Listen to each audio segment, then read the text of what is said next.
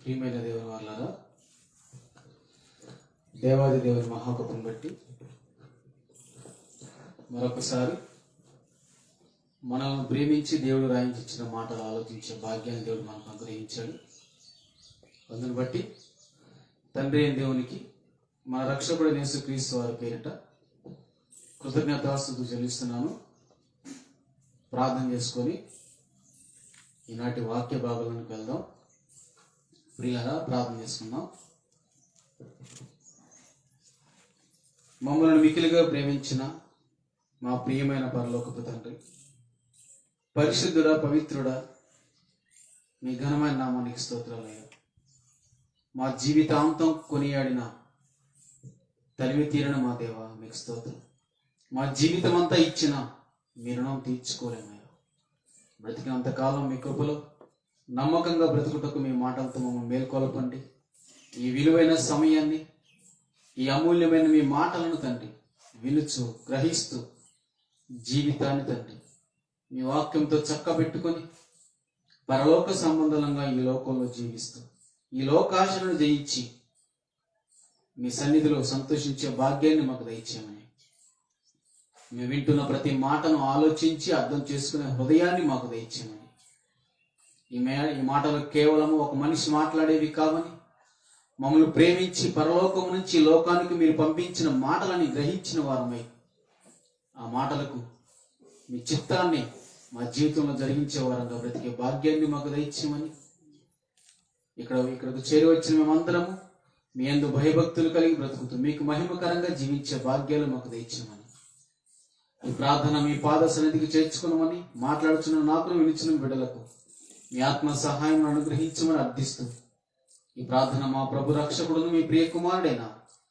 యేసుక్రీస్తు వారి పరిశుద్ధమైన నామం పేరట మిక్కిలి వినయంతో ప్రార్థించి అడిగి వేడుకొంచున్నాము కన్న తండ్రి, ఆమేన్. ప్రియమైన దేవుని వల్లరా, దేవుడు మనం ప్రేమించి మరొక దినాన్ని మనకు ఆయనతో గడపడానికి మనకి ఇచ్చాడు. అందును బట్టి తండ్రి అయిన దేవునికి మన రక్షకుడు యేసుక్రీస్తు వారి పేరిట కృతజ్ఞతాస్తుతులు చెల్లిస్తున్నాము. అలాగే దేవుని మాటలు వింటకు వచ్చిన మీ అందరికీ మన రక్షకుడు యేసుక్రీస్తు వారి పేరిట నామమున తెలియజేస్తున్నాను. ప్రియులారా, ఇప్పుడు మనం అందరం ఇక్కడ ఒక చోట కూడుకున్నాం. ఎందుకు కూడుకున్నాం? నన్ను బట్టా లేదా మిమ్మల్ని బట్టా? మనకేదన్నా వేరే అవసరాన్ని బట్టా? కాదు, కేవలం దేవునిని బట్టి.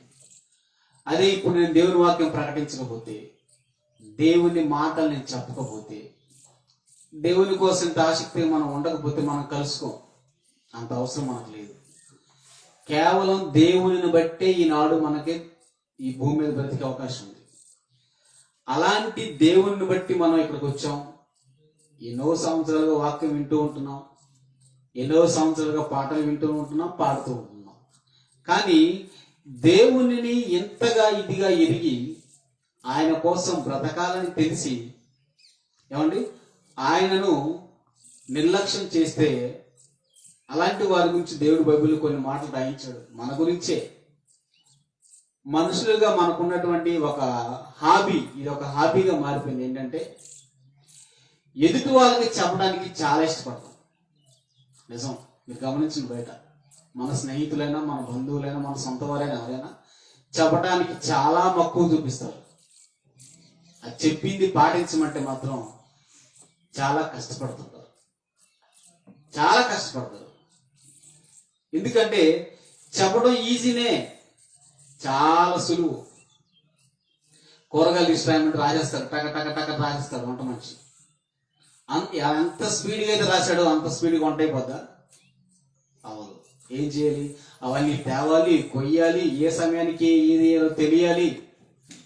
అవన్నీ తెలిసి జాగ్రత్తగా కొన్ని గంటలు సమయం కేటాయిస్తేనే వంట రెడీ అవుతుంది. అంటే కష్టం. గమనించండి, చాలా విషయాలు చెప్పడానికి సులువుగా ఉంటాయి, కానీ బ్రతకటం సాధనతో కూడింది. చాలా కష్టపడాలి. ఇట్లా కష్టపడి సాధన చేసి జీవితాన్ని మనందరికీ మాదిరిగా చూపించిన ఏకైక వ్యక్తి ఎవరు తెలుసా? ఒక్క యేసుక్రీస్తు మాత్రమే. ఒక్క యేసుక్రీస్తు వారు మాత్రమే. ఈ భూ ప్రపంచంలో బ్రతికిన వారెవ్వరూ, మీరు ఎక్కడ తిరగండి, ఈ పంచభూతాల్లో మీరు ఎక్కడ తిరిగినా ఎక్కడా కనపడరు. అది ఒక్క యేసుక్రీస్తు వారు మాత్రమే. అయితే ప్రియులారా, బైబిల్లో కొన్ని మాటలు మనం చూద్దాం. మాటను నిర్లక్ష్య పెట్టి దేవుని మాట వినకుండా, అంటే ఒక మాట చెప్పాలంటే ఇలా దేవునిని లెక్క చేయకుండా, దేవుణ్ణి కాదు మన బాధ్యతలు కూడా కొన్ని విస్మరించి బ్రతికే జీవితాలు ఉన్నాయి. వారిని కూడా సహజంగా పెద్దవాళ్ళు అంటూ ఉంటారు, ఎంత చెప్పినా వినకపోతే, ఎంత గద్దించినా తల్లిదండ్రులను నిర్లక్ష్యపడి తిరుగుతుంటే, లేదా భార్య భర్తలను పట్టించుకోకుండా తాగుపోతే రోడ్ల మీద తిరుగుతుంటే, ఎన్ని చెప్పినా ఎంత సరి చేసినా సరి అవ్వకపోతే పెద్దలు వృద్ధులు ఏమంటారు తెలుసా? వీడు మూర్ఖుడురా, ఎంత చెప్పినా వినడేంటి అంటారు పెద్దలు. వాళ్ళని అడిగితే వాళ్ళు అంటారు, మేము ఎన్నోసార్లు చెప్తున్నాం, మా మాట వింటలేదు, అతను చేతులారా జీవితాన్ని పాడు చేసుకున్నాడు కానీ మార్పు కోసం ఎదురు చూడట్లేదు. ఇతను ఎవరంటారు? మూర్ఖుడు అంటారు. మూర్ఖుడు అంటే ఇది నీకు మంచి, ఇదిగో ఈ పని చేస్తే నీకు మంచిది, నువ్వు ఇలా ఉంటే నీకు మేలు జరుగుతుంది అని చెప్పినా పట్టించుకోడట మూర్ఖుడు. ఏమండి, మంచి విషయాలంటే ఆసక్తి ఉండదు, శ్రద్ధ ఉండదు. ఏకాడికి వాల్గర్ మాటలు, ఏమండి వ్యర్థమైన మాటలు, సంభాషణ బాగోని మాటలు, ఇలాంటివి ఇష్టపడుతూ ఉంటాడు. ఎవరంటే ఇతను మూర్ఖుడు. మరి కొందరైతే చాలా దారుణంగా బ్రతుకుతున్నారు. వాళ్ళు చేసే చెడ్డ పనులు గొప్పగా చెప్పుకుంటున్నారు. వీళ్ళు ఎవరు తెలుసా? వీళ్ళు కూడా మూర్ఖులే. పిల్లారా, ఇక విషయాన్ని నేర్చుకునే ముందు కొన్ని రిఫరెన్స్ చూద్దాం. సామెతల గ్రంథము 26వ అధ్యాయం. సామెతల గ్రంథము 26వ అధ్యాయం. బైబిల్లో దేవుడు ప్రతి సంగతిని ఎంత స్పష్టంగా రాయించాడో నిజం పిల్లరా. ప్రేమగా ఎలా ఉండాలో చెప్తాడు ఆయనే. ప్రేమగా ఉండని వాడి మనస్తత్వం ఎలా ఉంటుందో చెప్తాడు ఆయనే. ఆయన మాటను అనుసరించిన వాడి జీవితం ఎలా ఉంటుందో చెప్పేది ఆయనే. అనుసరించకపోతే ఆయన దృష్టిలో మనమేంటో కూడా మనకు తెలియజేసేది ఆయనే. నిజానికి మీరు ఎక్కడైనా ఎతకండి, ఇదిగో నువ్వు ఎలా ఉంటే మూర్ఖుడు అవుతావు, ఎలా ఉంటే నువ్వు మంచివాడు అవుతావు, ఎలా ఉంటే నీ జీవితం బాగుంటుంది, నువ్వు ఎలా ఉంటే చెడిపోతావు అని చెప్పేటటువంటి గ్రంథాలు నాకు ఎక్కడా కనపడలేదు. నాకు బైబిల్ ఒక్కటే కనపడింది. ఈ మాట చదువుతున్నప్పుడు ఈ లక్షణాలు ఒకప్పుడు నాలో ఉన్నాయేమో అని డౌట్ నాకు వచ్చింది. నాకే వచ్చింది, నేను ఎవరిని అంటలేదు. ఇప్పుడు ఈ పాఠం మీకు చెప్తున్నా నేను అనుకోను. ఎప్పుడు నాకు నేను చెప్పుకున్నాక మీకు చెప్పాలి ఎప్పుడైనా. ఈ మాటలు నేను ఆలోచిస్తూ ఉన్నాను. ఒకప్పుడు నేను ఈ విధంగా ఉన్నానా అంటే ఈ స్వభావం నాలో ఉండకూడదు. ఎందుకు రాయించాడు దేవుడు అంటే, ఇదిగో ఇలా ఉంటే నాకు నువ్వు ఇలా కనపడతావు కాబట్టి ఇది నీలో ఉండకూడదు అని నువ్వు తెలుసుకోవడం నేను రాయించాను నాన్న అని నాకు చెప్పిన నాకు అర్థమైంది. Thank you my lord. చూద్దాం పిల్లలు ఒకసారి. సామెతల గ్రంథము 26వ అధ్యాయం.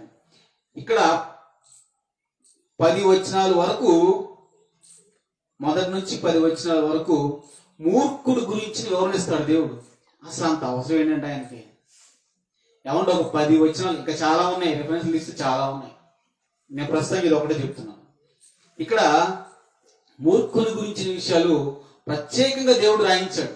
ఎందుకు రాయించాడంటే అది మనకు అవసరం. బైబిల్లో దేవుడు రాయించిన ప్రతి అక్షరం అమూల్యమైనది. ఏమంటే మనకు అవసరం అది. చూడండి ఏమని రాస్తున్నారు. సామెతల గ్రంథము 26వ అధ్యాయము 1వ వచనం. ఎండాకాలమునకు మంచు గిట్టదు. చూసారా, ఏం గిట్టదట? నిజమే, ఎండాకాలానికి మంచు గిట్టదు. ఎండాకాలం మంచు పడిద్దా? పడదు. తర్వాత కోతకాలమునకు వర్షం గిట్టదు. నిజమే, పంట చేతికి వస్తుంది, పంట బాగా పండింది. ఇక వారం రోజుల్లోనో లేదా 2 రోజుల్లోనో పంటను కోద్దాం అనుకున్నారు, కోపిచ్చేద్దాం అనుకున్నారు. అలా అనుకున్న సమయానికి వర్షం పడింది అనుకో, ఏమన్నా బాగుంటుందా? అసలు మనకు నచ్చుదా? నచ్చదు. మనకే కాదు, పంటకే నష్టం. దానివల్ల పంట నష్టం. అందుకే ఏమన్నాడు దేవుడు అంత స్పష్టంగా. నిజానికి సర్వజ్ఞాని అయిన ఎండాకాలమునకు మంచు గిట్టదు, కోత కాలమునకు వర్షము గిట్టదు, అటువలే బుద్ధిహీనునికి ఘనత గిట్టదు. బా, వాట్ వండర్ఫుల్ వర్డ్. ప్రపంచంలో మీరు ఎక్కడికి వెళ్ళి మాటలు దొరకవు. బుద్ధిహీనునికి ఘనత గిట్టదు. ఎవరు బుద్ధిహీనుడు? అధికారంలో ఉన్నాడు, గొప్ప స్థాయిలో ఉన్నాడు, కానీ చెడిపోతున్నాడు. ఇతనెవరు? బుద్ధిహీనుడు. సంపద ఉంది, ఆస్తిపాస్తులు ఉన్నాయి, కానీ తాగుబోతూ తిరుగుబోతూ పబ్బులు గంట తిరిగి వ్యభిచారి. ఇతనెవరు? బుద్ధిహీనుడు. మూర్ఖుడు అంటే బుద్ధి లేనివాడు, జ్ఞానం లేనివాడు, వివేచన లేనివాడు, విధేయత లేనివాడు, అజ్ఞాని, ఇలా చాలా వస్తాయి చెప్తే. సమయస్ఫూర్తి లేనివాడు. ఏమండి, వీళ్ళందరూ మూర్ఖుల కింద వస్తారు. తనను పాడు చేసుకునేవాడు కూడా మూర్ఖుడే. తన ఇంటిని ఎవరో కూల్చుకోరు కదండి. చాలా మంది ఎవరన్నా ఇల్లు పడేస్తుంటే కోపం వచ్చి ఇల్లు పడేస్తాం అనుకోండి, నీకు ఏమన్నా పిచ్చిగా పట్టిందా, ఎందుకు ఇల్లు కూల్చుకుంటావు అంటారు. ఇక్కడ బాగానే మాట్లాడతారు. మరి శరీరాన్ని పాడు చేసుకునేటప్పుడు ప్రశ్న వేసుకోవా? నీ శరీరాన్ని నీ చేతులలో నువ్వే పాడు చేసుకుంటున్నావు. ఒక్కసారి గమనించుకో, అక్కడ ప్రశ్నించుకో. ఖచ్చితంగా ఆ పాడయ్యే శరీరాన్ని బాగు చేసుకుంటావు. పిల్లలు చూడండి ఏముందో, ఎండకాలమునకు మంచు గిట్టదు, కోతకాలమునకు వర్షం గిట్టదు, అటువలే బుద్ధిహీనునికి ఘనత గిట్టదు. మీరంట బుద్ధిహీనుని మంచివానిగా మార్చాలనుకున్నా నాకు అవసరం లేదు అంటారు. ఇది చూస్తే ఎట్లాంటి పరిస్థితులు. ఇప్పుడు ఈ సందర్భాన్ని ఎందుకు చెప్తానంటే, నాకు తెలిసిన తమ్ముడు ఉన్నాడు. అతనికి నేను సుమారు 2-3 సంవత్సరాలు చెప్తూనే ఉన్నాను, ఇంకా మారలేదు. ఇలాంటి వాళ్ళ గురించి బైబిల్ ఎక్కడ ఉంటుందా అని చూశాను. దేవుని కృపలో ఈ మాట దొరికింది. అంటే ఇది ఆయనకనే కాదు, మనందరికీ వర్తిస్తుంది. మనం కూడా ఈ లక్షణం మనలో లేకుండా చూసుకోవాలి. నేను అనుకున్నాను, అసలు ఎందుకు మనిషి మారడంటే బుద్ధిహీనత వలన మారడం. బుద్ధి లేదు కాబట్టి ఘనత తనకి గిట్టదట. ఎంత బాగా రాశాడు. ఉదాహరణకి పందులు ఉంటాయి కదా, పిగ్స్ అంటారు, పందులు. ఆ పందిని మీరు బురదలో చూడలేక జాలి పుట్టి దీన్ని కొంచెం శుభ్రం చేద్దామని తీసుకొచ్చి చక్కగా స్నానం చేయించి, కళ్ళజోడ పెట్టి లిఫ్ట్కి వేసి చక్కగా అందంగా మేకప్ వేసి తయారు చేశారు. మీరేం చేశారంటే ఒక 2-3 గంటల ఇంట్లో దాన్ని అలాగే ఉంచారు, శుభ్రం చేశారు. సరేలే కొంచెం మంచిగా చేశారు కదా అని మీరేం చేశారంటే జస్ట్ అలా పడుకున్నారు, దాన్ని ఖాళీగా వదిలేశారు, విడిచిపెట్టారు. కాసేపు ఫ్రీగా వదిలేద్దామని. అది ఎక్కడికి వెళ్తుంది? నువ్వెంత పౌడర్ కొట్టినా, సంతూర్ సబ్బు కాదు, శాండిల్ సబ్బుతో నువ్వు స్నానం చేయించినా ఎక్కడికి వెళ్తుంది? ఖచ్చితంగా. మళ్ళా అట్టాంటి బురద కాదండి, అది వాసన రావాల. అలాంటి బురద అయితే దానికి ఇష్టం. ఇలాంటి సందర్భాలు చూపించి దేవుడు మనల్ని చాలా సార్లు సరిచేస్తాడు. కానీ మనుషులకి అది వినటానికి బాగానే ఉంటుంది. లేదా నన్ను ఎలా అంటాడా దేవుడు, నన్ను పందితో పోలుస్తాడా, నన్ను కుక్కతో పోలుస్తాడా అంటారు.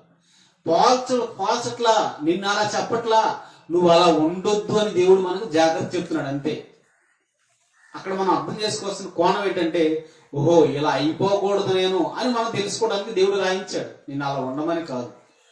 కాబట్టి పిల్లరా, నిజానికి పందికి శుభ్రత నచ్చదో, బుద్ధిహీనునికి ప్రభువు మాట ఎక్కదో.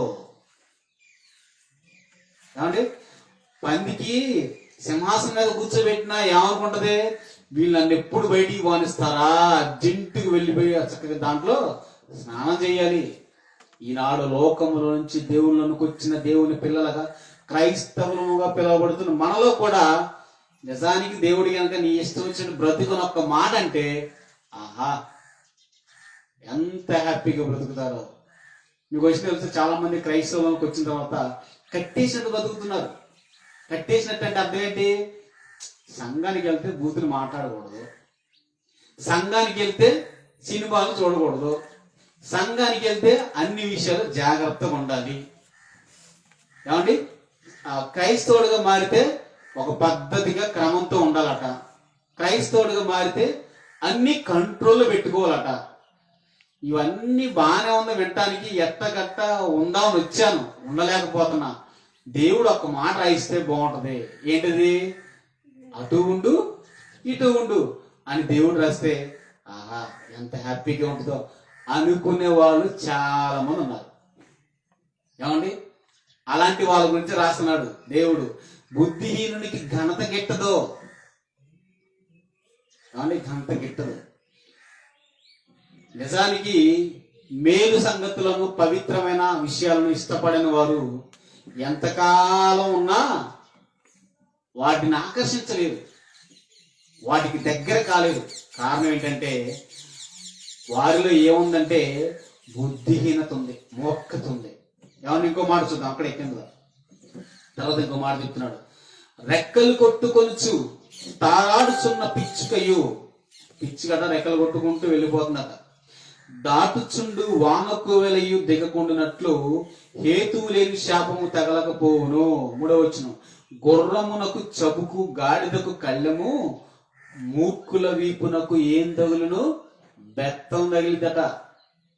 బెత్తం అంటే పాస్టర్ గారు ఇంకెవరో వచ్చి కొట్టం. ఎవరు కొడతారు? దేవుడు కొడతాడు, మనిషి వచ్చి కొట్టడు. మూర్ఖుల వీపుకు బెత్తము తగులునంటే దేవుడు కొడతాడు. ఎలా కొడతాడంటే జీవితంలో బ్రతికొండగా నీకు శిక్ష విధించవచ్చు, లేదా మరణించినాక దేవుడు రాయించిన నిత్య శాసనం ఉంది కదా, చట్టం, మన చట్టం బైబిల్, ఆ చట్టాన్ని బట్టి నీకు అగ్నిగుండానికి నిన్ను నెట్టేయచ్చు. మూర్ఖునికి ఏం తగిలిందట? బెత్తము తగులును. వాడి వీపునకు బెత్తం తగిలిదట. వాని మూడత చొప్పున మూర్ఖునికి ప్రత్యుత్తరమీయకము, ఇచ్చిన ఎడల నీవును వాని వలె ఉండెదవు, వాని పోలి ఉండెదవు. చూడండి ఏముందండి ఇక్కడ. మూర్ఖుడు గట ఏం చెప్పకూడదట? వానికి ప్రత్యుత్తరమీయకము. మూర్ఖునికి ప్రత్యుత్తరం ఇవ్వకూడదా? మూర్ఖునికి చెప్పకూడదా? మరి అక్కడ అలాగే ఉంది. ఏమంటారు? మూర్ఖుడికి చెప్పమాకు, చెప్తే ఏమైంది? నీవు కూడా వాని వలె అవుతావు. ఇలాంటి సందర్భాలు నాకు చాలా జరిగింది. దేవుడా ఉన్నాడా? దేవుడు కనబడతాడా? దేవుడు ఆయన ఉంటే మరి నేను చెడిపోతున్నా కదా, మందు తాగుతున్నాను, నన్ను చాపమను. నేను చాలా మంది నాతో అన్నారు. నేను సిగరెట్ తీసుకుని ఇప్పటికి ఎన్నో పెట్టెలు తాగేశాను. మరి నేను సిగరెట్ తాగుతుంటే అయ్యా నువ్వు నా కుమారుడివి, నువ్వు చెడిపోకూడదు అని నాకొచ్చు కదా అన్నట్టు. అలా ఎందుకు అలా చెప్తారంటే వారిలో మూర్ఖత్వం నిలువెల్ల నిండిపోయింది. అందుకే ఆ మాట అంటున్నారు. లోబడే తత్వం లేదు, మార్పు చెందే గుణం లేదు. మనిషి మంచోడేనట, ఏంటంట? గుడిసేటిది గుణం, గుడిసేటి అంటారు చాలా మంది. నిజమే, అలాంటి వాళ్ళు ఎక్కువ ఉన్నారు ఇప్పుడు, గుడిసేటోళ్ళు. వాళ్ళే కనపడుతున్నారు ఎక్కడ చూసినా. గుణానికి తగిన జీవితాన్ని జీవించే బుద్ధిమంతులు కనపట్ల, బుద్ధిహీనుడికి ఘనత గిట్టదు లాంటి వాళ్ళే కనపడుతున్నారు. మరి ఈ మాటలు ఈ గ్రంథం ఎవరికా లేదు, క్రైస్తులు అందరి దగ్గర బైబిల్ ఉంది కదా. మరి ఈ మాటలు వాళ్ళని హెచ్చరించట్లేదా? కనబడట్లేదా? అర్థం కావట్లేదా? అర్థమవుద్ది, కానీ మనసులో బుద్ధిహీనత పేరుకుపోయింది. అందుకే ఆ మాటలు ఎక్కటం లేదు. ఇప్పుడు కూడా ఈ మాటలు చాలా మందికి రుచించవు. తెలుసా మీకు? ఈ మాటలు చాలా మందికి రుచించవు. చూడండి ఏమన్నాడు. అతనికి నువ్వు ఒకవేళ ప్రత్యుత్తరం ఇస్తే వాని దృష్టికి వాడేమనుకుంటాడు? నువ్వు 4వ వచనం. వాని మూడత చొప్పున మూర్ఖుడికి నువ్వు సమాధానం చెప్పాలనుకుంటే అలా చెప్పిన ఎడల నీవును వానిని పోలియుందువు. ఎందుకు పోలియుందు అంటే అతను ఏమంటాడు నీ ముందు? నిజంగా దేవుడు అనేవాడు ఉంటే, నీ దేవుడు గొప్పడైతే నన్ను చెడిపోవ నాకొచ్చు కదా, నన్ను బాగు చేయొచ్చు కదా, ఆయనే వచ్చి నాకు తోడుగా ఉండి నేను లారీ కింద పడతా, నన్ను వచ్చి ఆపమ చూద్దాం. ఇలా అనగా మనకేమనిపిస్తుంది? అని వీడికి ఎంత చెప్పినా వినంటే మనకేమొస్తుంది? కోపం వస్తుంది. ఈ కోపం అతను మాట్లాడేమనుకో మనం ఏమైపోతాం? మనము మూర్ఖులు అయిపోతాం. అందుకే మూర్ఖుడి దగ్గర చెప్పమాకు అన్నాడు. బా ఎంత జ్ఞానం ఉండే దేవుడు. ఎప్పుడు అర్థమైంది మనకు మూర్ఖుడని? 4-5 సార్లు చెప్పాక వినకపోతే అర్థమైపోద్ది. ఎంత చెప్పినా వినకపోతే అతను ఎవరో తెలుసా? మూర్ఖుడే. చూడండి కింద ఉన్న తర్వాత వాని పోలి ఎందుకు వాని మోడత చొప్పున మూర్ఖునికి ప్రత్యుత్తరము అలాగూ చేసిన ఎడల ప్రత్యుత్తరం ఇమ్ము. మళ్ళీ ఏమన్నాడు? ప్రత్యుత్తరం అన్నాడు. ఇందాకేమన్నాడు? ఇవ్వద్దన్నాడు.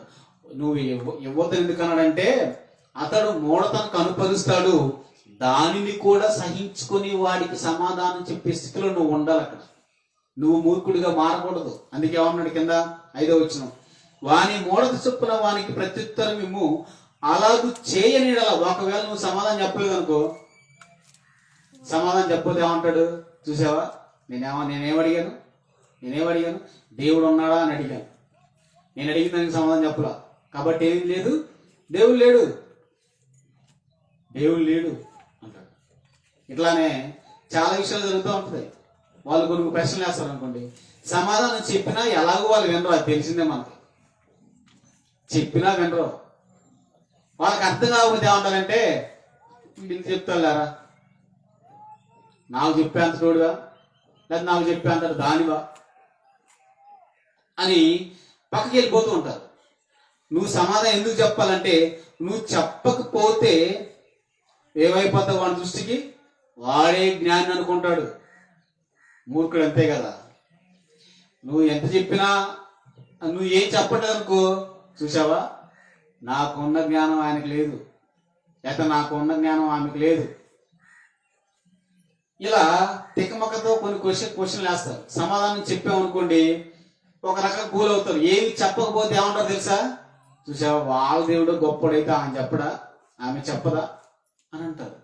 వాళ్ళు జ్ఞానులుగా అనుకోకుండా ఉండటకు అతనికి ఏం చేయాలి? సమాధానం చెప్పాలి ఖచ్చితంగా. అది ప్రేమతో, సాత్వికంతో, తగ్గింపుతో. నువ్వు ఒకటి గుర్తుపెట్టుకోవాలి మాట్లాడేటప్పుడు. ఏమని? నేను ఎవరితో మాట్లాడుతున్నా? ఒక మూర్ఖునితో మాట్లాడుతున్నా. మరి మూర్ఖుడి దగ్గర ఎలా మాట్లాడాలి? తెలివిగా, జ్ఞానంతో, వివేకంతో మాట్లాడి అతన్ని నోరెత్తకుండా చేయాలి. ఇది చెప్తున్నాడు. సమాధానం చెప్పాలి. చెప్పకపోతే అతను గొప్పవాడు అనుకుంటాడు. మౌనం అంట అంగీకారానికి అర్థం అట. ఎవడు చెప్పాడు? అంగీకారం కాకుండా కూడా మౌనంగా ఉండకూడదా? ఎవరో గాయించారు. 2 రకాలుగా వస్తుంది, కానీ ఏది మనం చెప్పలేము. కాబట్టి అలానే మౌనం ఉన్నది మాత్రాన చేతగాని వాళ్ళు కాదు, చెప్పినది మాత్రాన జ్ఞానవంతులేం కాదు. చెప్పడం మంచిదే, కాబట్టి సందర్భం బట్టి నడుచుకోవాలి. ఇంకా కిందకు వద్దాం. చూడండి, నువ్వు అతనికి సమాధానం చెప్పకపోయిన ఎడల వాడు తన దృష్టికి తాను జ్ఞానిని అనుకొనును, మూర్ఖుని చేత వర్తమానము పంపువాడు కాలు తెగగొట్టుకొని విషము త్రాగిన వానితో సమానుడు. ఇదేంటండి మరి? మూర్ఖుని చేతంట సమాచారం పంపించకూడదట. ఏమైతేట? మూర్ఖుని చేత సమాచారం పంపిస్తే అతను ఎలాంటి వాడట? కాళ్ళు విరగొట్టుకొని విషం తాగాడట. అంటే అంత భయంకర మూర్ఖుని చేత సమాచారం పంపిస్తే లోపల విషం పెట్టుకొని సమాచారం తీసుకెళ్లేవాడు మంచి చెప్తాడా? చెప్పడు. నీ దగ్గర మంచిగానే తీసుకుంటాడు, కానీ అక్కడికి వెళ్ళి నీ మీద చెడు చెప్తాడు. అలాంటి వాళ్ళతో జాగ్రత్త. ఏమంటే అలాంటి వాళ్ళతో జాగ్రత్త. కుంటివాని కాళ్ళు పట్టు లేక ఉన్నట్లు మూర్ఖుల నోట సామెత పాటి లేకుండాను. ఏమండి? నిజమే. కుంటివాని కాళ్ళలో బలం ఉంటుందా? ఉండదు. సత్తు ఉండదు. కాబట్టి ఏం చేస్తాడు? పడిపోతాడు. ఎక్కడంటే అక్కడ పడిపోతాడు. స్థిరత్వం ఉండదు. అలానే మూర్ఖుల నుంచి వచ్చే మాట కూడా ఏముండదు? విలువ ఉండదు. బుద్ధిహీనుని ఘనపరచువాడు వడిసెలలోని రాయి కదలకుండా కట్టువానితో సమానుడు. మూర్ఖుని నోట సామెత మత్తుగొను వాని చేతిలో ముళ్ళు గుచ్చుకున్నట్లుండును. కొంతమంది సామెతలు వేస్తారు, మీకు తెలుసలేదు, అర్థం పర్థం ఉండదు, ఏమంటాడో తెలియదు. కాకపోతే పక్కన వాళ్ళు ఎవరైనా సామెతలు వేస్తుంటే వీళ్ళకి రాకపోయినా ఏదో వేయాలి కదా, ఏదో ఒకటి వేయాలి కదా. అందుకని ఏం చేస్తారు? దానికి అర్థం లేకపోయినా ఏదో ఒకటి అంటారు. కొన్ని సందర్భాలు కనబడుతూ ఉంటాయి. దానికి అర్థం ఏంటంటే ఏదో అనేసి అంటూ ఉంటారు. ఎందుకు? ఎదుటివాడు జ్ఞానంగా మాట్లాడుతుంది, ఇతనిగా మాట్లాడుతూ రాదు, కానీ ఏదో ఒకటి మాట్లాడాలిగా.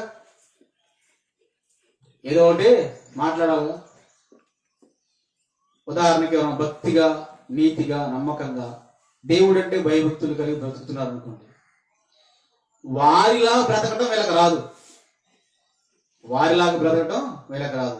వీళ్ళు ఎవరైనా వెళ్ళి వాళ్ళని కలిసి అమ్మ ఇదిగో ఆమె చూడు ఎంత చక్కగా ఉంటుందో భక్తులు, ఎప్పుడు కూడా ఆమె నోటి, ఇంతవరకు సంఘానికి వెళ్ళి ఇప్పటి వరకు ఆమె నోటి వెంట నేను వ్యర్థమైన మాటలు వినలేదు, ఎప్పుడు కలిసినా దేవుని సంగతులే మాట్లాడుతుంది, దేవుడి విషయాలు ఎత్తి మాట్లాడుతుంది, ఆమె ప్రార్థన చేసే విషయంలో కూడా అందరి గురించి చాలా మంచిగా చక్కగా చేస్తుంది అని ఈమంటే పడనామెతో మాట్లాడామనుకో, ఆమె ఎలాగో అలా బ్రతకదు.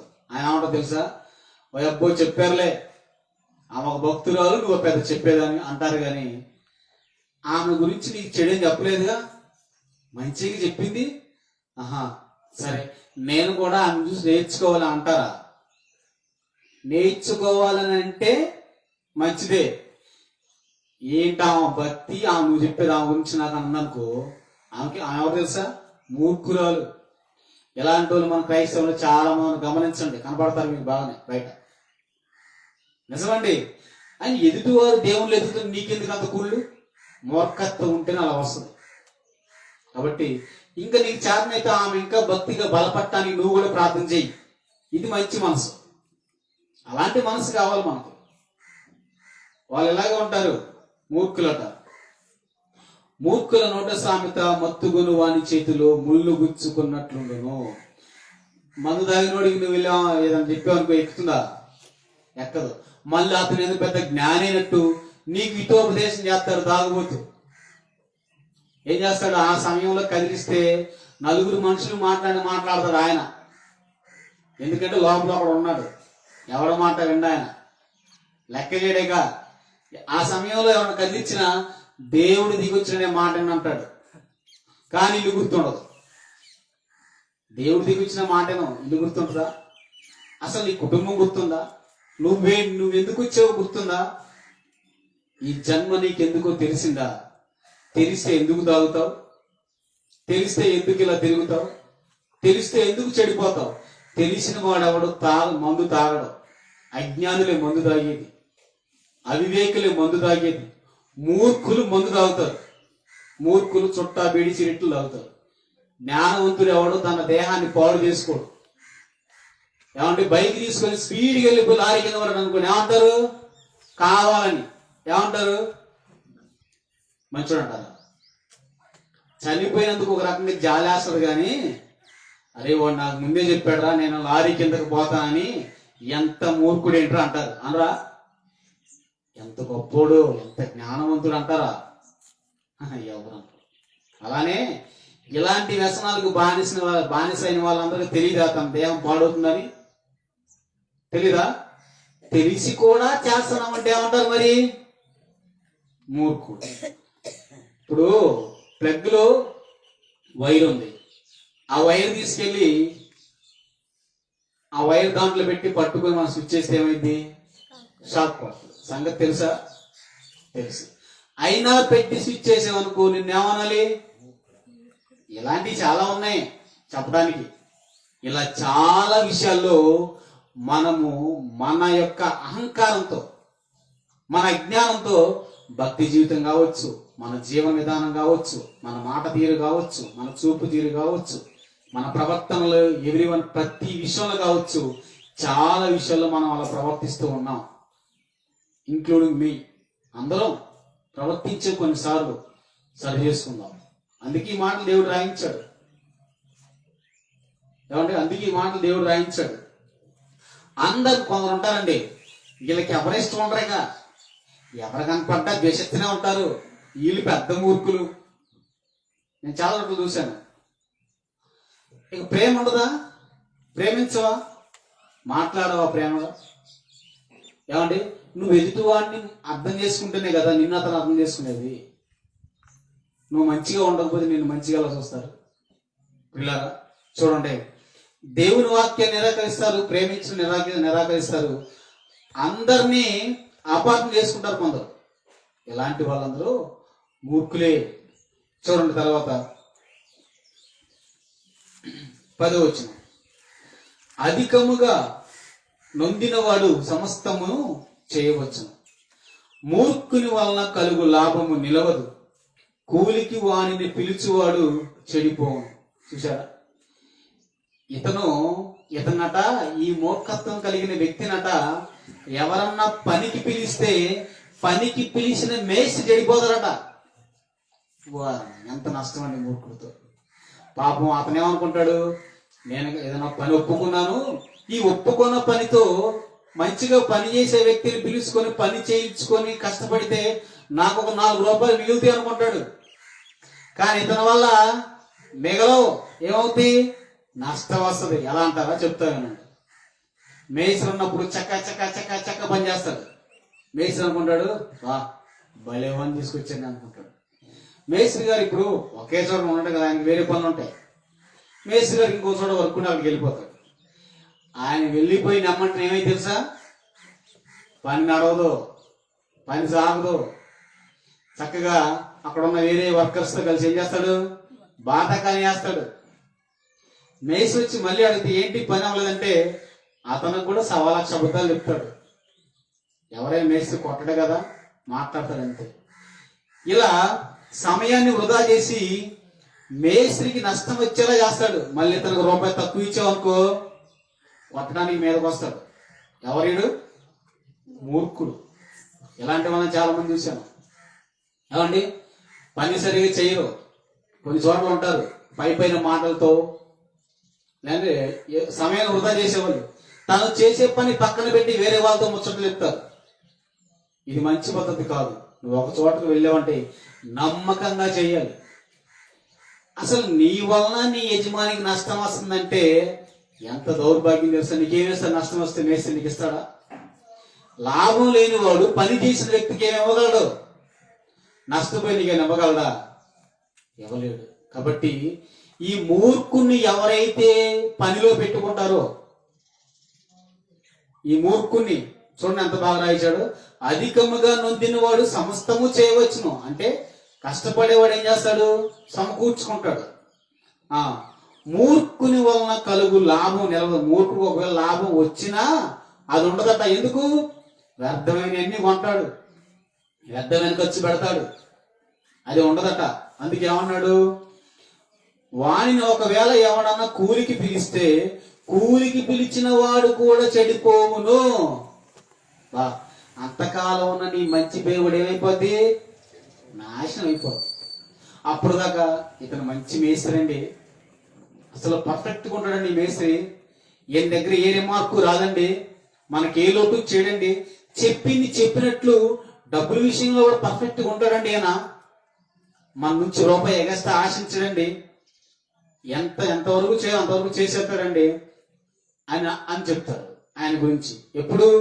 ఈ మూర్ఖుడిని తన పనిలో పెట్టుకున్నంత వరకు.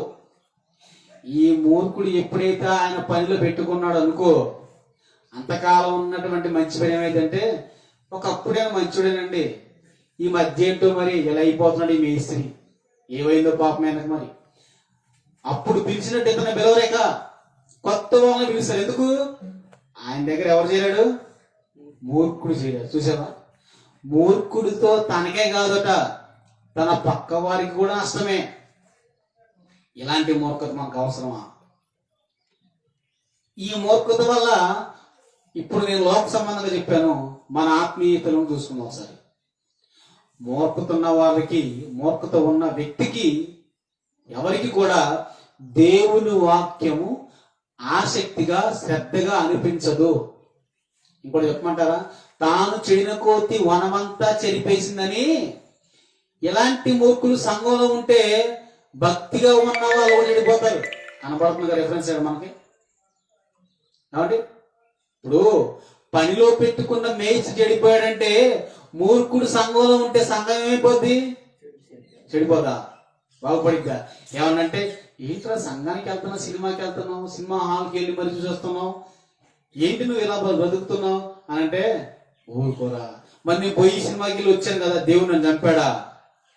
బతికే ఉంచాడుగా, ఇంకేంటి, దేవుడికి నా మీద ఇంకా ప్రేమ ఉందో తెలుసా నీకు అంటాడు. అప్పుడు అనగానే నిజమే కదా, మరి చెప్పింది నిజమే కదా, దేవుడిని ఉంచాడుగా, నేను కూడా పోతే పోలా, 2 సార్లు పోయాడు, ఇంకో 3 సార్లు ఏమైంది, గుంపులో గోవిందా. అయిపోద్ది. ఒక ఆయనండి పాపం 15 సంవత్సరాల విశ్వాసంతో ఉన్నాడు దేవుళ్ళు. అసలు ఒక వ్యర్థమైన మాటలు మాట్లాడటం కానీ, వ్యర్థమైన చూడటం కానీ, వ్యర్థమైన వాటి గురించి ఆలోచించడం లేదు. దేవుని పని అంటే అందరికంటే ముందు వచ్చి సంఘాలు అన్ని పనులు చేసేవాడు. దేవుని పని అనగానే అందరికంటే ముందు వచ్చి పాటలు పాడేవాడు. నేను మగాన్ని అనే అహంకారం లేకుండా అన్ని కడిగి శుభ్రం చేసి పెట్టేవాడు. పాస్టర్ వచ్చాడు, చాలా శ్రద్ధగా వాక్యం వినేవాడు. రిఫరెన్స్ చెప్పడం ఆలస్యం టక టక టక తీసి చదివేసేవాడు. అంత ఫాస్ట్గా ఉండేవాడు, అంత పర్ఫెక్ట్గా ఉండేవాడు. అయితే లోక సంబంధమైన వివాహానికి ఉదానికి వెళ్ళాడు. అంటే అలాని ఆ వివాహానికి వెళ్ళినది మాత్రం చెడిపోవడం అనుకోండి, అది వేరే విషయం. వెళ్ళాడు, ఒక పెళ్లికి ఆహ్వానిస్తే వెళ్ళాడు. వెళ్ళాడు, ఎవరితో వెళ్ళాడు? దేవుడి సంబంధంతో ఉన్నాడా? వెళ్ళి మూర్ఖులతో కలిశాడు. వాళ్ళు ఏమన్నారంటే, లేదా బాబాయో మామయ్యో అన్నయ్య ఏదో వరుస ఉంటుంది కదా, ఆ వరుసతో ఆయన బ్రతిమలాడారు. సరే సరే సరే అని ఆ రోజు ఎప్పుడు తాగనంత విధిగా తాగేశాడు. భక్తంతా మర్చిపోయాడు. ఎందుకంటే ఎక్కడ చేరాడు? మూర్ఖుల దగ్గర చేరాడు. నేను అందుకే తాగుబోతులు మూర్ఖులు అంట. నిజం, మూర్ఖులే. ఉదయం నుంచి తెల్లవారుజామున లేచి పనికి వెళ్ళి కొందరు వెళ్తారు, నైట్ 10 దాకా ఇంటికి రారండి. అంత కష్టపడతారు, రక్తాన్ని చెమటగా మార్చి కష్టపడతారు. అంత కష్టపడి నీ రక్తాన్ని కాచి సంపాదించిన ధనాన్ని ఇంట్లో పెడుతున్నావా, మందుకు పెడుతున్నావా? మరి నువ్వు మూర్ఖుడు కదా? మూర్ఖుడివే, నో డౌట్ ఇందులో. ఆలోచించండి. ఆయన ఆ వెళ్ళి ఆ ఫంక్షన్లో ఏం చేశాడంటే మందు తాగాడు. వద్దన్నా సరే బంధువులు బలవంతం మీద మందు తాగాడు. కారణం చెప్పమంటారా? ఇతను సంఘానికి వచ్చాడు, విశ్వాసం ఉన్నాడు, కానీ ఇంకా బలపడలా. నిజంగా చెప్తున్నాను, నీకు విశ్వాసం అందు నిజమైన బలం ఉంటే అలాంటి వాళ్ళు 100 మంది వచ్చిన నువ్వు కదలవు. నిన్నెవరేం చేయలేడు, నిన్నెవడు పాడు చేయలేడు. అసలు శక్తి నీకుంటే, సరైన శక్తి, వాకింగ్ శక్తి నీకు అర్థమైతే 100 మంది వచ్చి నిన్ను కదిలించలేరు. కానీ ఆయనకు విశ్వాసం బలపడక ముందు ఇలాంటి వాళ్ళు వచ్చేసారు. చివరికి ఆయన సంఘానికి రావడం మానేసి మూర్ఖులతో కలిసిపోయాడు. చూసారా? మూర్ఖులకు లొంగితే మంచివాడు సైతం చెడిపోతాడు. అందుకే బైబిల్ చెప్పాడు కదా, చెడ్డ నడవడి మంచి నడవడిని చెడిపో. దుష్ట సాంగత్యం ఏమైందట? మంచి నడవడి. అప్పటిదాకా పాటలు పాడాయన, అప్పటి నుంచి సినిమా పాటలు పాడుతున్నాడు, చెడిపోతాడు, చెడగొడతాడు. ఏమండి?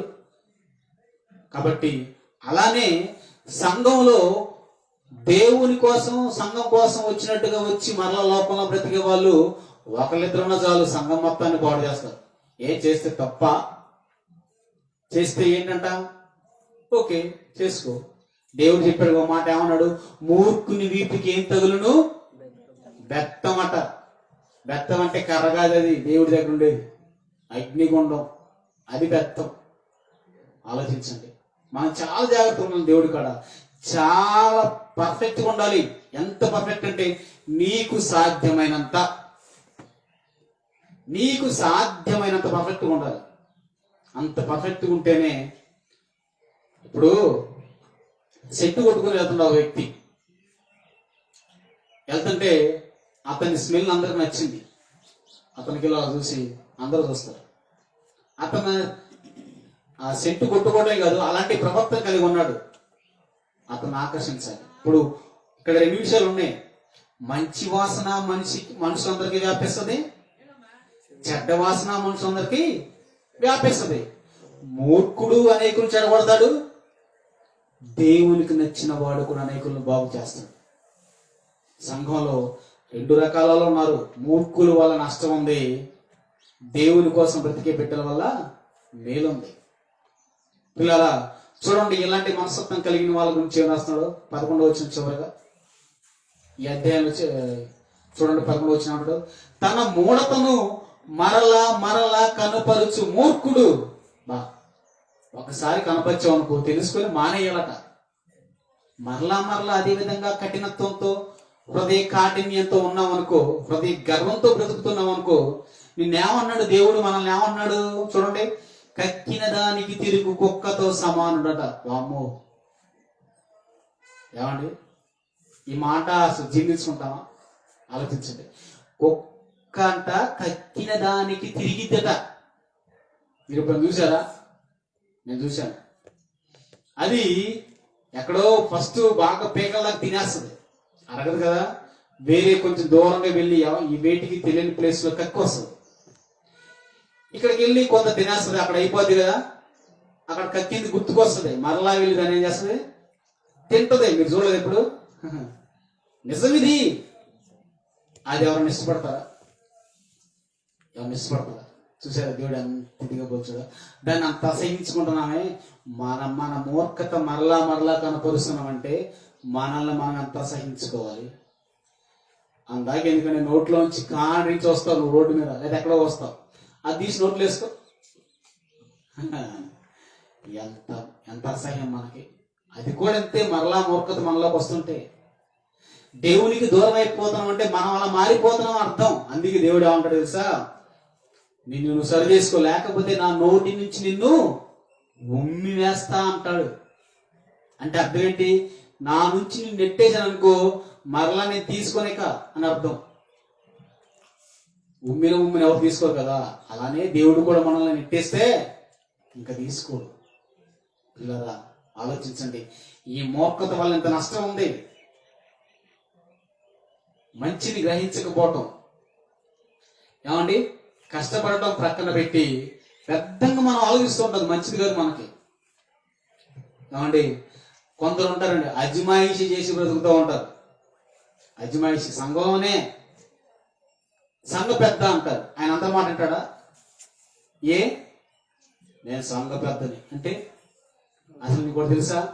అందరికంటే సంఘ పెద్దే విశ్వాసులు అందరి దగ్గర తగ్గించుకొని అందరికి ప్రేమను చూపించాలి. తెలుసా మీకు?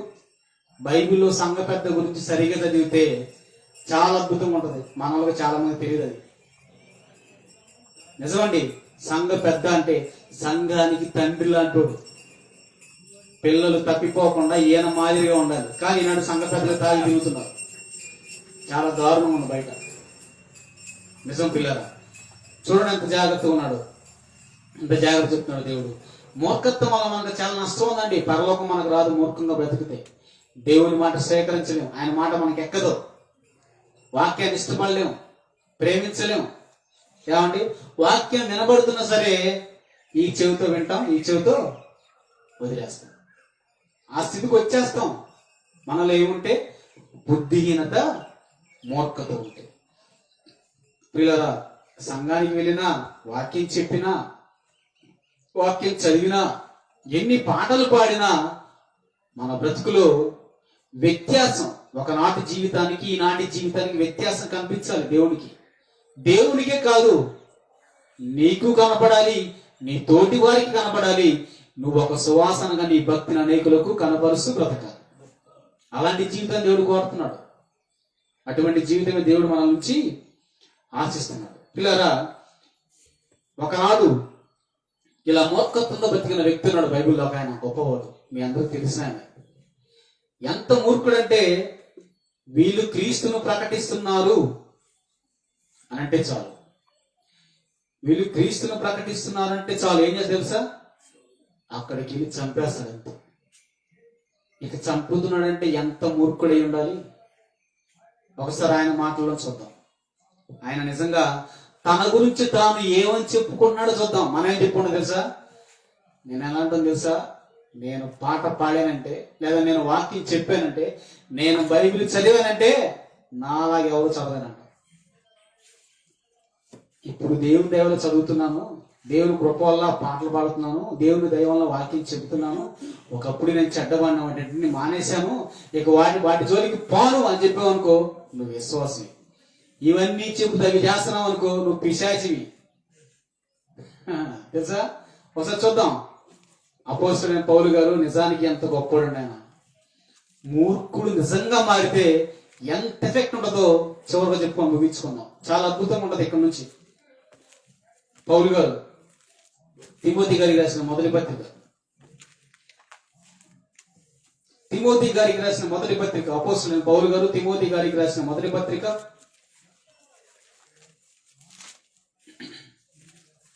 3 మొదటి అధ్యాయము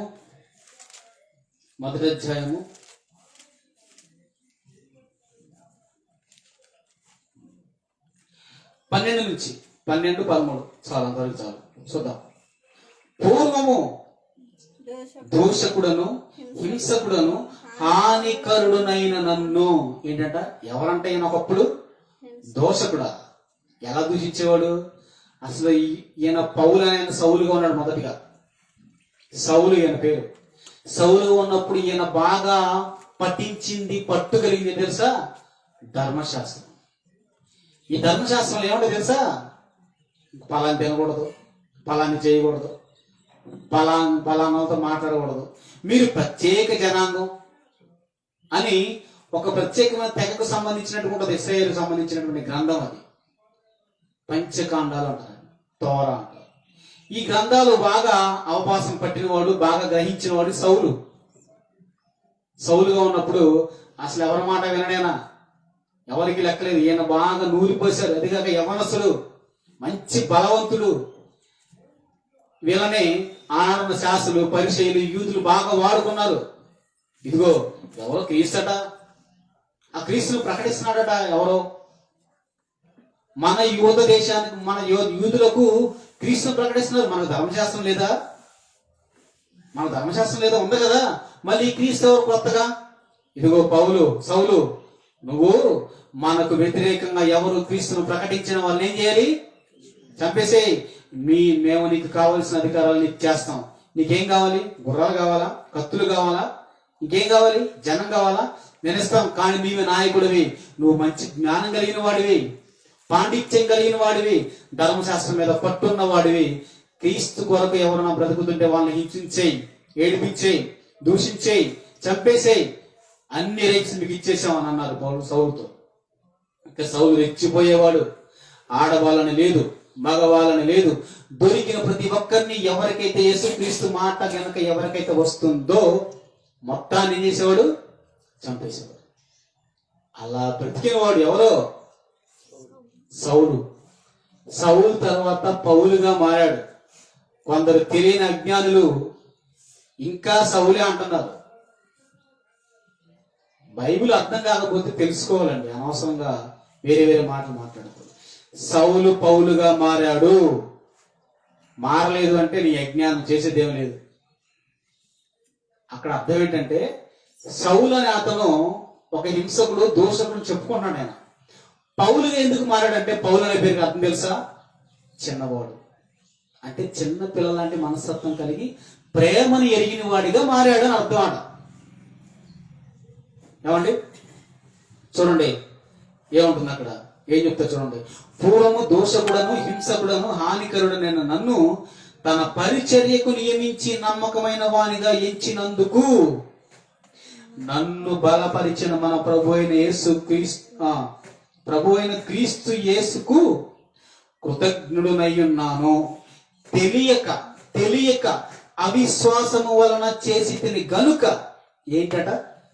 తెలియక అవిశ్వాసము వలన చేశాడు గనుక. నువ్వు విశ్వాసం లేక తెలియక తప్పు చేసావు అనుకో, నువ్వు ఎలాంటి ద్రోహ కార్యాలు చేసినా వాటిని క్షమించి తన సన్నిధికి పిలుచుకుంటాడు దేవుడు నీకు క్షమాపణ ఇవ్వటానికి. పౌలదే అంటున్నాడు, తెలియక అవిశ్వాసము వలన చేసి తిని గనుక అంగీకరింపబడితిని. ఇక్కడ పౌలు గారు చెప్తుందంటే, ఇదిగో తిమోతి, సంఘంలోనికి వచ్చిన వారు కొందరు చెడిపోతూ ఉంటారు, పక్కదారి పడుతూ ఉంటారు, సంఘాన్ని పాడు చేస్తూ ఉంటారు.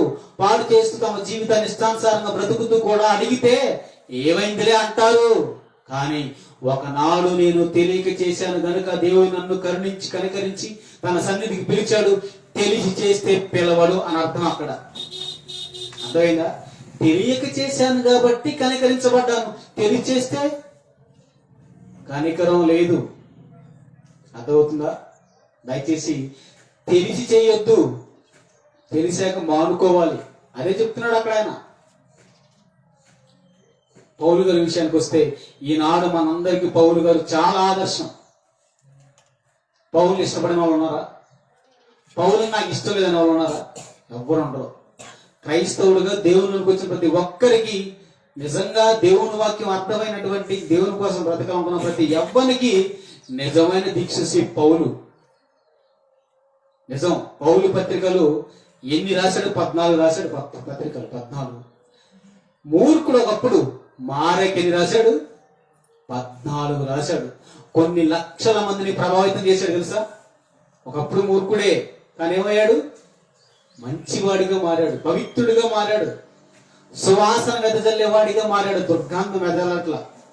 దుర్గంధం ఎవరికి వచ్చింది? మూర్ఖుడికి వస్తుంది. అది ఆత్మ సంబంధమైనది. చెప్తాను ఆ రోజు దుర్గంధానికి సుగంధానికి ఉన్న వ్యత్యాసం చెప్తాను. అద్భుతంగా ఉంటుంది. పిల్లరా, పౌలు గారు మూర్ఖుడుగా ఉన్న వ్యక్తి ఏమయ్యాడు?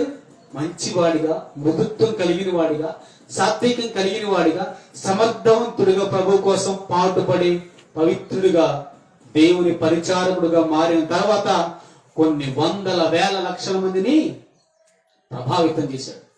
ఎప్పుడు? చెడును విడిచిపెట్టినప్పుడు. తిమోతి కూడా అదే చెప్తున్నాడు. తిమోతి, ఒకనాడు నువ్వు చేసావు, అయిపోయింది, తీసేయి, ఇక నుంచి చెయ్యమాకు, ఇక నుంచి అలా బ్రతకకు, ఆ మూర్ఖత్వపు స్వభావాన్ని మరలా తెచ్చుకోకు. తెచ్చుకుంటే మనల్ని దేవుడు కుక్కలతో పోలుస్తున్నాడు. ఆ కుక్క బతుకు మనకొద్దు అంటున్నాడు పౌలు గారు. చూసే అంత బాగుంది. ఆహా, మూర్ఖుడనే వాడు మారితే ఎంత మేలుందా? ఉంది.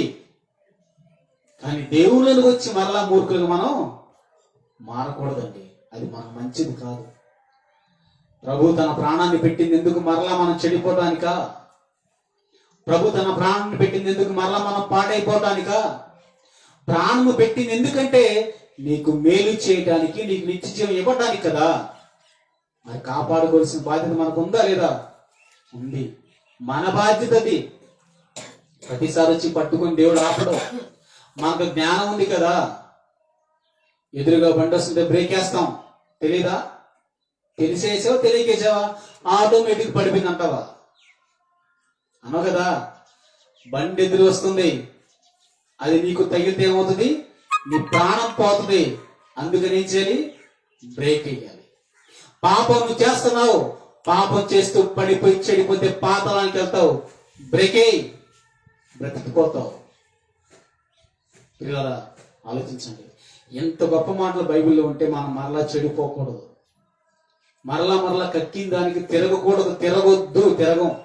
ఈ రోజు నుంచి మీరు తీర్మానం తీసుకోండి, నిర్ణయం తీసుకోండి. మనం తీసుకుందాం. ఎవరి? ఇది మొదలుకొని నా ప్రభువుకు నచ్చని పని అనేది చెయ్యను. మారి పౌలు చేసిన సువార్త నేను కూడా నా బ్రతుకులో చేస్తాను.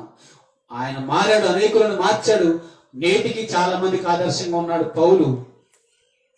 అలానే మేము కూడా మారిన మేము, నిన్ను చూసి ఒకరు మారకపోయినా పర్లా అయ్యా, నిన్ను చూసి ఒకరు మారకపోయినా పర్వాలేదు అమ్మా, పర్వాలేదు. కానీ నిన్ను చూసి మరొకడు చెడిపోకూడదు. నువ్వెవరికి ఇవ్వకపోవచ్చు, కానీ దయచేసి వాళ్ళ దగ్గర లాక్కోమాకు. పెట్టకపోవచ్చు, నీకున్నది నువ్వు తిను, కానీ తినేవాడిని తినకుండా చెయ్యొద్దు.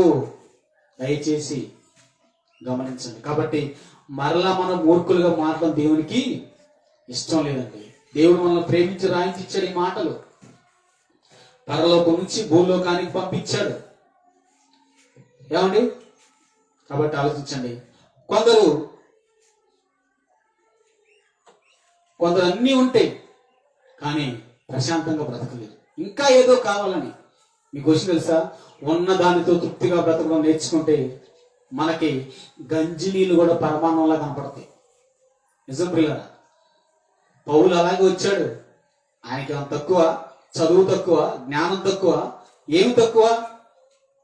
పనుడుగా బ్రతకలా. ఒకప్పుడైనా రాజులో బ్రతికాడు. దాన్ని విడిచిపెట్టి ఒక్కొక్కసారి తినటానికి తిండి లేని స్థితికి వచ్చాడు. అయినా దేవుని దూషించలా. అంటే అర్థం ఏంటి? ఆయన అంటాడు కదా, లేని స్థితిలోను ఉన్న స్థితిలోను నేను ఎలా ఉన్నా ప్రభు కోసం బ్రతకడం నేర్చుకో. దేవుని కోసం ఏ స్థితిలోనైనా బ్రతకడం నేర్చుకో. ప్రతి దినము దేవుని స్తుతించాలి తెలుసా? ప్రతి క్షణం దేవుని ఆరాధించాలి. ఎలా? ఇలా కాదు. ఇది మనం వారానికి ఒకసారి కూడుకుంటాం. ఎందుకంటే మరి మనం కష్టపడి కొంత జీవాన్ని సంపాదించుకోవాలి కదా. మరి ఎలా ప్రతిదినం అంటే హృదయంలో నువ్వెక్కడో నీ మనసు పనిచేస్తూనే ఉంటుందిగా. నీ హృదయంలో ఆలోచన ఉంటాయి కదా, ఆ ఆలోచనలు నిన్ను దేవుల్లో ఉండేలా చేస్తాయి. దేవుని వాక్యాన్ని ఆలోచించావనుకో, దేవుణ్ణి ఆ రోజు ఆరాధించినట్లే. దేవుని మాటలు ధ్యానిస్తావు అనుకో దినమంతా, ఆ రోజు నీవు దేవుని ఆరాధించినట్లే. మరి అలా ఎందుకు కూడుకోవాలంటే మనమందరము దేవుని మాటలు ఒక చోట నేర్చుకోవడానికి, ఆయన మాటలు గ్రహించడానికి. వ్యక్తిగతంగా ఉండే భక్తి వేరు, అందరితో కలిసి చేసే భక్తి వేరు. ప్రతి దినము దేవుణ్ణి స్తుతించాలి. మరి కొందరు మూర్ఖులు ఉంటారు, శనివారం ఆరాధించాలట దేవుణ్ణి. ఎప్పుడంటండి? శనివారం. నన్ను అడిగితే శనివారం ఆరాధించాలని చెప్పేవాళ్ళు పెద్ద శనిగాళ్ళు. ఎందుకు చెప్పమంటారా? ఆదివారం ఇచ్చింది ఎవరు? సోమవారం ఇచ్చింది ఎవరు? బుధవారం, మంగళవారం, శుక్రవారం, గురువారం ఇవి ఇచ్చింది ఎవరు? దేవుడు కదా, దేవుడే కదా. అన్ని వారాలు దేవుడిచ్చి ఒక వారమే స్తుతించమంటే మిగతా వారాలు ఏం చేస్తావు? కాబట్టి అన్ని దేవునివే, అన్ని దినాలు దేవునికి ఇవ్వాలి. మన ఆదివారం ఎందుకంటే మనకు ప్రభుత్వం సెలవు దినంగా ప్రకటించింది కాబట్టి ఆ సమయాన్ని వృధాగా పోనివ్వకూడదు. కాబట్టి మనం సద్వినియోగం చేసుకుంటున్నాం. సోమవారం ఇస్తే సోమవారం కూడా చేసుకుంటాం. ఏ వారమైనా మాకు ఒకటే, ప్రభువులో మేము స్థిరంగా ఉన్నామా లేదా అన్నది మాకు కావాలి. దేవుని కోసం ఆ బ్రతుకులు ఇచ్చామా లేదా అన్నది మాకు కావాలి. వారానికి పరిమితంగా దేవుడు ఏదో వారాలు వచ్చి ఇంటి దగ్గర డబ్బులు అడుక్కున్నట్టు కాదు ఇది. దేవుడు నిరంతరం ఉండేవాడు, నిత్యము స్తుతించడానికి అర్హుడు ఆయన. కాబట్టి ఆలోచించండి, ఈరోజు వారానికి పరిమితం చెయ్యొద్దు. ప్రతి దినము దేవునిదే, ప్రతి క్షణం, దినమే కాదు ప్రతి క్షణం దేవునిదే, ప్రతి సెకండ్ దేవునిది, ప్రతి క్షణం దేవుని స్తుతించాలి. కాబట్టి ఆలోచించండి పిల్లరా, నేను పట్టిందే పట్టు అన్నట్టు కాకుండా దేవుడు చెప్పిన మాట నాకు కావాలని దేవుడి కోసం బ్రతికే వారంగా మనం ఉండాలి. దేవుడు అలా కోరుకుంటున్నాడు. కాబట్టి ఇంకా ఏమైనా మన హృదయంలో, మన జీవితంలో దేవుని నుంచి మనం దూరం చేసేవి, లేదా దేవునికి అడ్డుపడేవి, దేవుని చెంతకు మనల్ని ఇంకా నడిపించనివి ఇంకా ఏమన్నా ఉంటే దయచేసి వాటిని తొలగించుకోండి. పౌలు లాంటి జీవితం, యోసేపు లాంటి జీవితం, తిమోతి లాంటి జీవితం, ఇలాంటి భక్తులకు కలిగిన జీవితాలు మనం చెప్పుకోవడమే కాక ఆ భక్తి మనలో కనపరిచే స్థితిలో మనం బ్రతికేలాగా జీవితం. చివరిగా ఒక మాట చూద్దాం. సామెతలు 27వ అధ్యాయం 11వ వచనం. నా కుమారుడా, జ్ఞానము సంపాదించి నా హృదయమును సంతోషించుము, అప్పుడు నా హృదయమును సంతోషపరచుము. చూసారా, దేవుని మాట మనం విని నేర్చుకుంటేనట దేవునికి సంతోషం అంట, నీకే కాదు దేవునికట. అప్పుడు నన్ను నిందించు వారితో నేను ధైర్యముగా మాట్లాడుతును. అంటే దేవుని అవమానపరిచేది ఎవరో? దేవుని వాక్యాన్ని విని కూడా బ్రతకని క్రైస్తవుడే. అర్థమైందా? ఒక అన్యుడు దేవుణ్ణి తిడతాడంటే, ఒక అన్యుడు దేవుణ్ణి దూషిస్తున్నాడంటే కారణం ఎవరు? మనమే. మనం పర్ఫెక్ట్ గా కరెక్ట్గా ఉన్నాం అనుకోండి, అతను మాట అనలేడు, వాళ్ళ దేవుడు ఎలా బ్రతకమన్నాడురా అని మాట్లాడేవాడిని కూడా ఆపేపిస్తాడు. పిల్లరా ఆలోచించండి, గమనించండి, చూడండి. అప్పుడు నన్ను నిందించు వానితో, ఎవరు దేవుని నిందించేది ఎవరు తెలుసా? ఎవరు దేవుణ్ణి నిందించేది ఎవరు? అపవాది. నిజమే. ఇప్పుడు అపవాది ఎక్కడో తెలుసా? భూమి మీదకి పరలోకానికి తిరుగుతూ ఉంటాడు. వాడికి పని పాటలు దేక ఏం చేస్తాడు? ఇదిగో చూసేవా నీ కుమారుడు ఎలా ఉన్నాడు, చూసేవా నీ కుమార్తె ఎలా ఉందో. ఎందుకన్నాడు అన్నమాట? మనం సరిగా బ్రతకట్లా. మనం సరిగా బ్రతికేమనుకో, ఒకనాడు యోబు కూర్చిన సాక్ష్యము దేవుని ఇది అపవాది ఎలా ఇచ్చిందంటే, ఏంటి ఎలా ఉన్నాడు నీ భక్తి, నీ మీద భక్తి కలిగిన ఈ యొక్క వ్యక్తి యోబు ఏంటి ఎలా ఉన్నాడని భయపడ్డాడు సాతాను, తెలుసా? అందుకు సాతాను దేవునితో ఏమంటాడంటే, నీవు అతని చుట్టూ కంచె వేసావు గనుక అతన్ని నేను ముట్టలేకపోతున్నా అంటాడు. వాట్ ఏ వండర్ఫుల్ భక్తి. అది కావాలి మనకి. అందుకే అన్నాడు, నా మాట విని గైకొని నా కోసం బ్రతుకు బిడ్డా, నిన్ను చూసి నేను వాడికి గర్వంతో చెప్తా నా కుమారుడు ఇలా ఉన్నాడని. అది కోరుకున్నాడు దేవుడు. కాబట్టి అలా ఉండాలి. ప్రియులారా, ఆలోచించండి. దేవుడు మన గురించి ఇలా చెప్పుకునేలా మనం బతకాలి. మన మూర్ఖతను విడిచిపెట్టాలి.